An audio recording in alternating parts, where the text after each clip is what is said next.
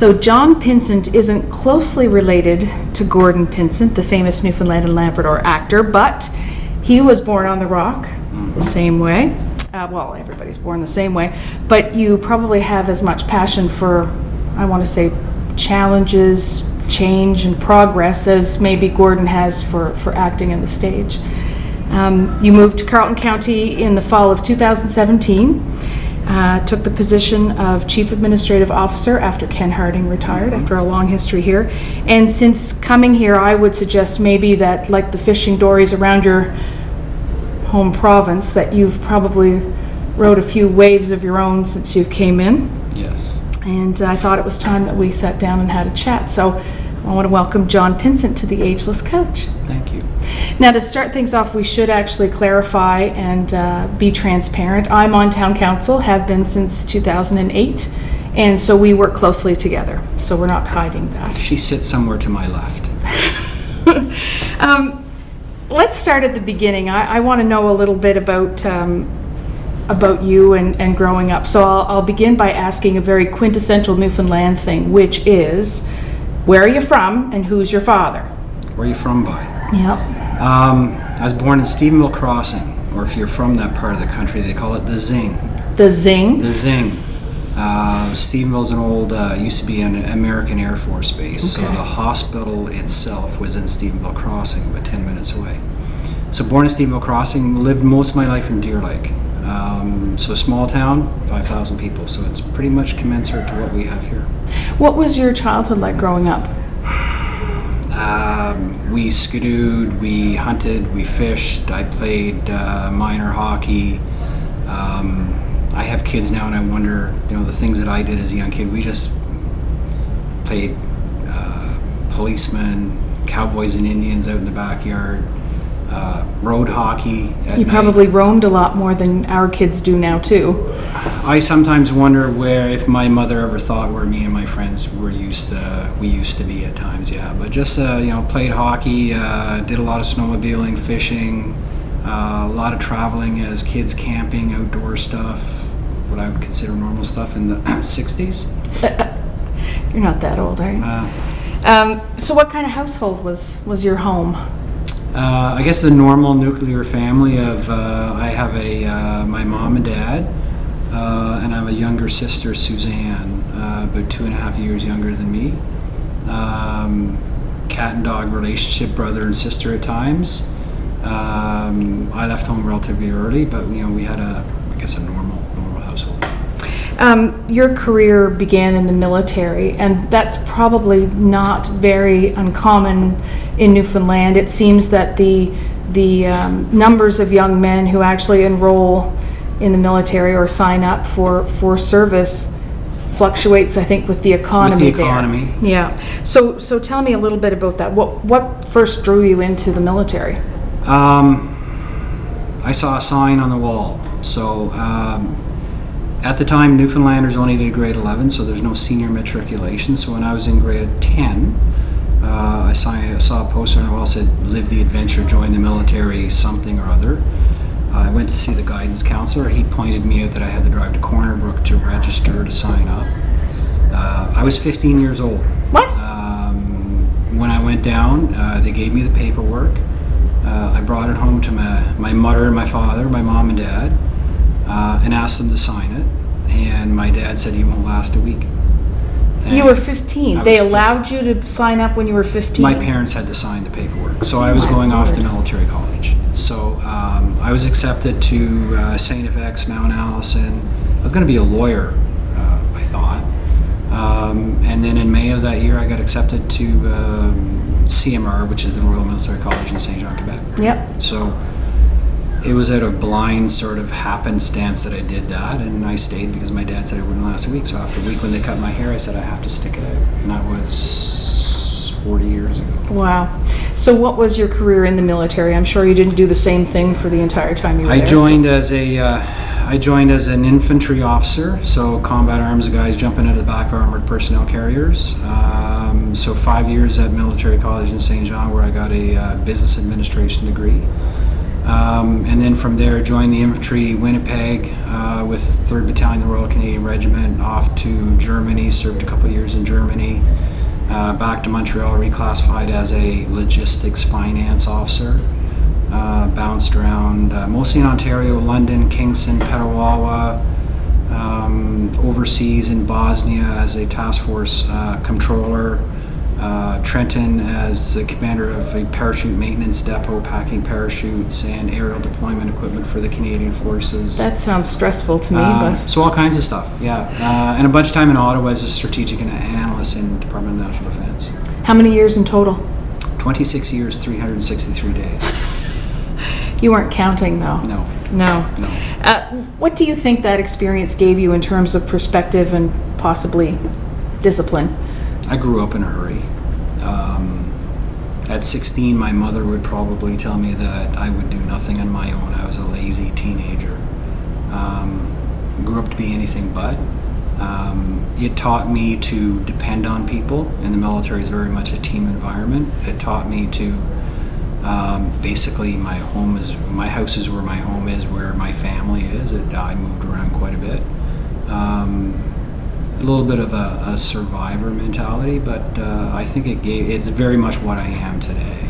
The way I walk, the way I talk, the way I lead people is all based on what I learned in the military. So why did you leave?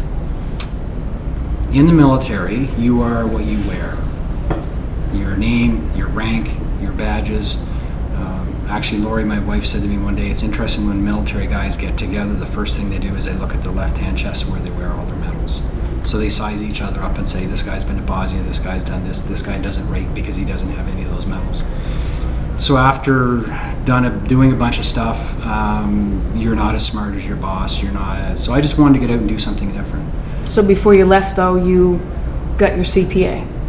Yes, so my accounting designation and my master's degree in business administration were both fully funded by the military. And why did you take that route?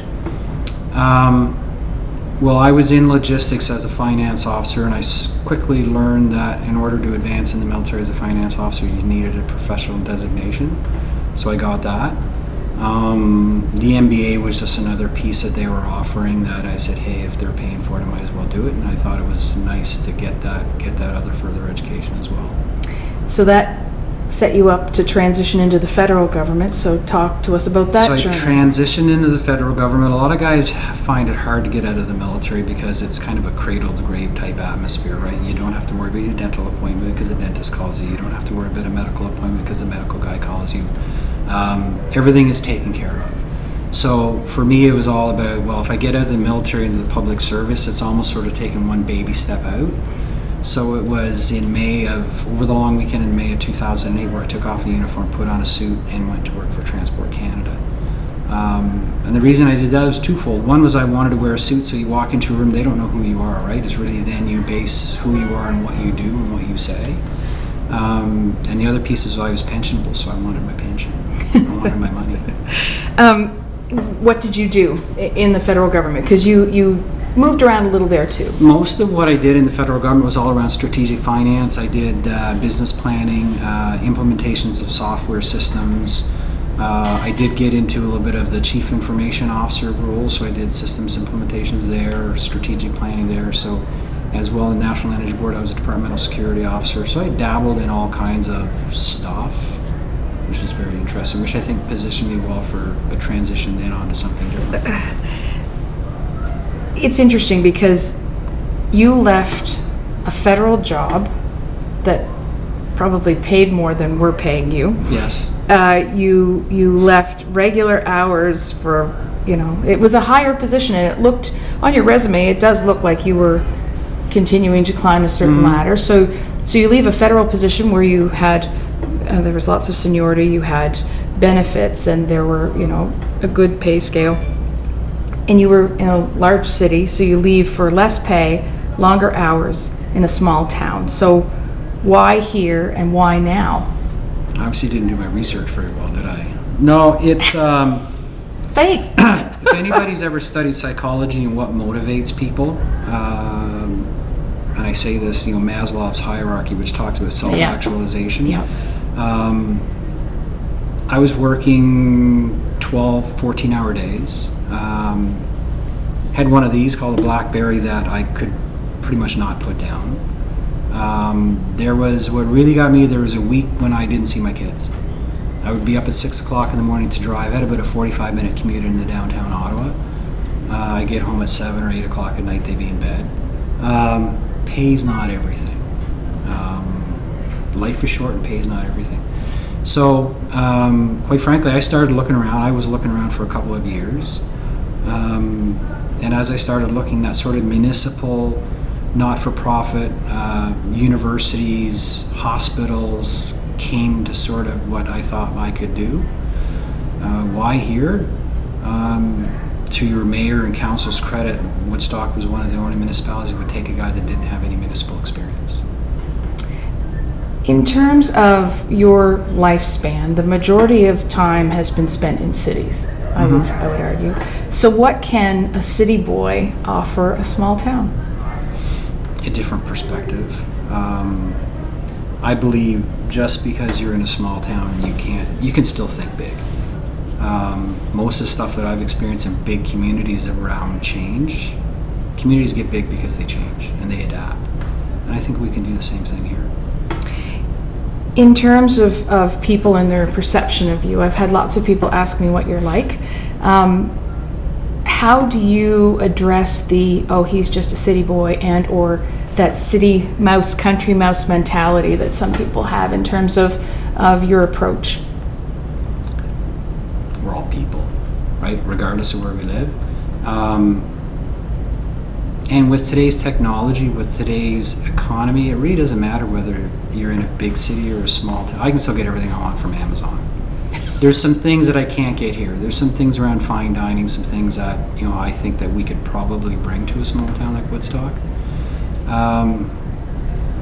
Lifestyle. The be-all and end-all is not being in a big city. Put it that way. So you've been here now a year and almost a year and a half, actually. And in terms of your view of Woodstock, how has that changed? What did you see as our assets that first foray into coming in for the interview, and what do you see as our big thing now?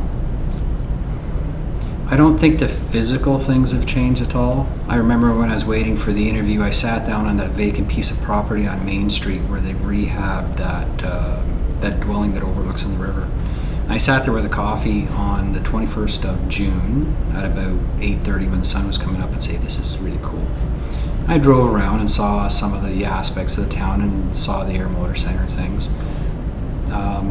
What I've come to learn is the people in the community are something that I didn't know about. There's a tremendous core of people in this town that want to make this town good, that want to advance this community. And there's things there are people in this community that will get behind good ideas. That I didn't know, which I'm still learning about, but that's what this community has to offer. What's our biggest asset? I think it's the physical location of being at the intersection of two rivers, and it's the place that we're sitting in right now, the Air Motor Center. Okay. If you're trying to get people to move here, it's this building and what it offers for the community. And what do you think is our biggest challenge? I would suggest it's getting past some of what you used to have and what it used to be. Still keeping that historical tradition, but moving there is a tremendous resistance to change in this community. I think there's a tremendous resistance to change in a lot of places. I mean, change is hard for a lot of people in general. Yeah, but if I look around me right now in terms of some of those change agents, a lot of those change agents that I'm talking about are gals that have lived outside of this community. But I look at it the same way. We just had a discussion before this interview about Deer Lake, Newfoundland, a population of 5,000 people that's been recognized as one of the top tourist destinations in North America for 2019. People internal to a community don't understand what they have. And I didn't recognize what we had in Deer Lake, Newfoundland. I was the first guy to say, hey, I want to leave, and I look at it now with a different lens.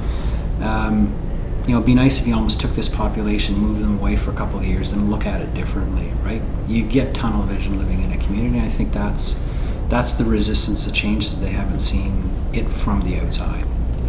So in terms of our relationship to the larger I guess, puzzle. Mm-hmm. What do you think we can contribute to the provincial economic upturn that we're hoping for, that will come eventually? We are all worried about. I think in some respects we almost have to fight the current political economic trend in New Brunswick with its declining population, with its aging population. I think Woodstock is well positioned to do that. Part of it is acting as a valley community. I think some of the greatest assets in this community are those assets outside the community as well, right? So if we start working with the LSDs, with Heartland, Florenceville, Bristol, Centerville, and act as that sort of hub in the valley, I think we can be much more successful than as one little community. Well, that leads me to the second question in that section, which was how you view the relationship that we have with the region, and in particular the Regional Service Commission. I see there's two relationships. One is a political one, and the other one is, if I call it, an administrator or a citizen perspective. I don't think the political one works, and I'd be the first guy to say I don't necessarily understand. I understand why regional service commissions were put in place. I think if we were to simply say, as communities and as neighbors, how do we get along and how do we share resources and how do we come together for a joint economic prosperity, we could do it without that governing body, and I think we can do it anyway. No comment. No, in terms of I questioned it being just another layer for a long time, but we won't digress because this is about it has an interesting mandate. It does. But like I said, I think the people in the different, and we're going to do it anyway, in my opinion. Every job is a teacher, I believe. Every kind of experience is a teacher. So what do you think this position has taught you? It's interesting, as I interviewed for a couple of different positions before I got here, a lot of prospective employers didn't think I could do some of the day-to-day, what I call dirty work, because most of my previous experience has been with large employers managing up to 100 staff. My last budget of my staff was the budget of Woodstock. The learning piece here is that I've had to bring in a bunch of those tactical level things that I've learned and actually expected of other folks, and I've had to do them myself. Because I don't have that army of people supporting me, I've had to do them myself. And how to get people to do things differently that have never done them that way before. So I've had to take, for example, we have to do big things like asset management plans that in a department, they'd be 100 pages. Here they have to be 2 or 3. And that's been my teaching moment. How do you take those things that you need to do that can be very lengthy and cumbersome, and how do you sort of distill that down to the basic necessities for a small town? In terms of the move here, what has the transition to here been like for your family in relation to what it was like for Calgary or Ottawa? As we drove over here, one of the it's interesting that everybody waves at me on the driving around, even if I don't know them. It's interesting waving to the police department all the time. I think the biggest transition is, and as Lori said to me one day, are people nice to you because of your position, or are people just genuinely nice? I think it's just that people are genuinely nice. But it is a bit of a fishbowl, right? You can get lost in a suburb in Ottawa, you can get lost in Calgary. I would suspect in the 8 years that I was in public service, I might have met 1 or 2 people a year that I worked with in one of those cities. And here you're bumping into mayors, councillors, business folks, guys that work with you on it. You basically live as a family with those people. Yep. So, in terms of the family, how have they adjusted? What do they think of this move? My kids love it because they've got all kinds of friends, amenities here at the Air Motor Center, 2 new schools. So for them, kids are resilient, right? Yeah. They adapt to anything. Lori's found it a bit more of a challenge. I think what we forget sometimes when families move, spouses also want employment, right? So I'm not going to name her employer. She's relatively happy with that, but her opportunities are limited. And it's not what she was trained in either, so. No, and she often says to me, this is your sort of panacea, this is your sort of oyster that you want to work in, and what about me? So, but we're working on that. Okay, I hope so. The agenda for the town. What's next on your agenda for us? So I spent pretty much 2018 trying to figure out where I was and adjusting to the climate, and I won't say skeletons in the closet, but all those things that are there. So 2018 was a year of discovery for me.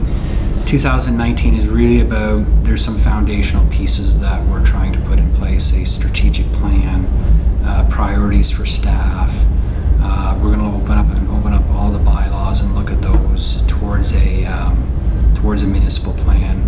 I haven't shared this with anybody yet, so this is kind of first, other than the mayor.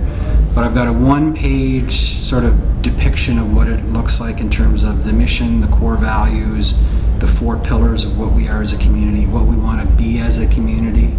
And it's got an arrow that goes sort of diagonally what it says we're going to grow from the inside out over time. Mm-hmm. So this is all about improving the community on the inside, the management processes, how we work together, ensuring that the community knows what's in the community. I often think that I know more about this community than somebody that's lived all their entire life here, because I've had to. So tourism starts internally, and then we push ourselves out, and the ultimate goal is to be a known and respected community. I think we have some of that already, but you're right, we need to tweak a few things. Yeah. So that's your agenda for the town. What's the agenda for John Pinsent personally? I thought there weren't going to be any trick questions. I would suggest trying to be as accessible as possible. I know there was an idea floated around the other day when we talked about the downtown market, maybe going down to the downtown market on Saturday mornings to have a coffee. But I think I am accessible. Understanding more about the community, and just trying to be that sort of value add that people say, yeah, there's some good stuff being done. There's always stuff that we can improve upon. Now, those are the questions I had. Something that popped into my head just throughout this is your approach when you were in the federal government was probably a lot different than your approach to things now. How has that changed for you? I think fundamentally with staff, my approach hasn't changed. I sort of speak with staff to be approachable. I believe in delegating down, not to micromanage. I go by this. It's a Daniel Pink saying, autonomy, mastery, and purpose. That's what I try and give to my staff, right? Autonomy, do their own stuff, master what they do, and have a purpose. I don't think that's changed. I think the interactions, let's say at the federal government, you don't know who your stakeholders are. You know who they are in different government departments, but if I'm working in Canada Border Services, or if I'm working in Transport Canada, if I'm working in the National Energy Board, yeah, my stakeholders are Canadian citizens, specific interest groups, but they're not the people that you see every day. They're not the people that drive by your office. They're not the people that wave to you on the street. Wave to you on the street, and they're not the people that say, hey, I don't think it's fair that you've done X. And how do you tell them that perhaps, it is fair, you just don't like the decision? But I think your approach sometimes I don't know how to word this without, I don't want to offend you. It seems like you're really kind of, you can be intimidating to some people who are used to a softer, quieter, much more, slower approach. I can come across that way. So I'm passionate about what I do. Yeah. I'm driven for success. So do you think it's pared down a little bit since you've been here in terms of that approach because you're in a small town and people aren't used to that? Some of that is you can take the boy out of the military, right? And some is just the way I was raised, but I'm purposeful in what I do, driven by what I do. And at the end of the day, if people think that way, all they have to do is stop me and talk to me, and they probably find that a lot of it is just the outside structure. So you talked about missing out with family and stuff. How has the family dynamic changed with this move? It's been good because I can walk anywhere in 3 minutes. I can take the kids, if I forget something when they go to daycare or school, I can go back and pick it up. And you're home. And I'm home. Actually, Lori travels more than I do. So we have the opportunity to do a lot more together as a family and have those quiet moments, sit around the fire and do whatever we need to do. But it's good. And you've been able to get to Newfoundland. A little easier, maybe? A little easier, although I still had to do the midnight crossing and some bumps here and there, but it was okay. Okay. If you were going to tell kind of the public a little bit about yourself, or kind of give them a sense of who you are for those who don't know you, is there something you'd want to tell them? Is there some kind of little part of you that you'd like them to know in terms of why you're here and why you're so passionate about what you're doing? I like to make a change. I can't sit back and sort of do the in-box, out-box exercise. I like to see, I guess the old thing I like to say is I like to build things. I sort of toy around with home renovations and building stuff, and I like to do the same thing at work. Could you do that at the federal level? Or could you see what you did? You could, but it took a lot more time, and it's not as distinctive here. Somebody asked me, can we build an outdoor rink, and 2 days later there's an outdoor rink. I look at the room we're in here in Sam's room, and we sat in here one day with Kelly and Toby and said, I think we can make this a little bit different. We did. There's all kinds of things at a municipal level, and I often kid with people that, at federal level, you've got billions of dollars. At the municipal level, you have millions, if not thousands, and this is where it really happens. So this is why I really like it, because you can make changes. And you can see those changes. You can see those changes. Well, I want to thank you for doing this. I know you weren't overly excited about me not showing you the questions, but I'm glad you appeased me. That's fine. And I'm really glad that you took the time, because I know I know personally how busy you actually are. It's fun. Thanks again. You're welcome.